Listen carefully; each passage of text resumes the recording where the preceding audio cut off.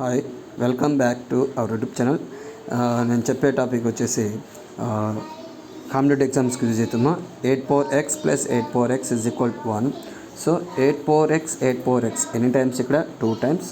So 2 into 8 is equal 1. ఇక్కడ 2 multiple ఈ multiple అటు సైడ్ పోతే ఏమవుతుంది, డివైడ్.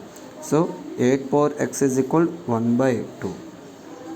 సో ఈ 1/2ని 8ని ఎలా రాయొచ్చు, 2³ whole power x is equal 1/2ని ఎలా రాయొచ్చు, 2⁻⁻1.